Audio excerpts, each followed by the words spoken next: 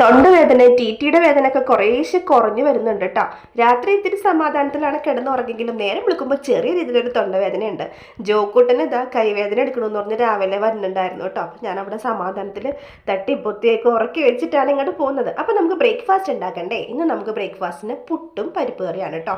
ഞാൻ ദോശയും സാമ്പാറൊക്കെ ഉണ്ടാക്കാമെന്ന് ഓർത്തതാണ്, പക്ഷേ കുറേ സമയം പിടിക്കും.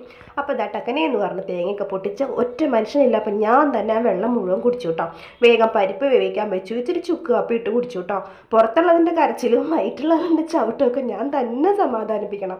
അപ്പോൾ ഇതാ കുക്കറിൻ്റെ വിസിലിട്ടപ്പോൾ വയറ്റിൽ വാവാനങ്ങുന്നുണ്ട്. വിസിലടിക്കണം ഒച്ച കേട്ടപ്പോഴത്തേനും ജോക്കൂട്ടൻ എഴുന്നേറ്റ് വന്നു. കൈ ഒട്ടും അനക്കാൻ പറ്റുള്ള അമ്മ എന്ന് പറഞ്ഞപ്പോഴത്തേനും ഞാൻ എന്താ ഗ്യാസ് എല്ലാം ഓഫ് ചെയ്ത് കുറച്ച് നേരം അവൻ്റെ കൂടെ പോയിരുന്നു. അവന് പിന്നെയും കിടത്തി ഉറക്കിയ ശേഷം വന്നിട്ട് ബാക്കിയുള്ള പണികളൊക്കെ ചെയ്തു കേട്ടോ. എൻ്റെ തൊണ്ടയ്ക്ക് ചെറിയൊരു അടപ്പുണ്ട്, അത് ഈ ക്ലൈമറ്റിൻ്റെ ആണ്, അത് ശരിയായിക്കോളും. അങ്ങനെ ഇതാ പുട്ട് റെഡിയായി, പരിപ്പ് കറി റെഡിയായി, അതിൻ്റെ പുറകെ മുട്ട പുഴുങ്ങിയതും ചായയൊക്കെ റെഡി.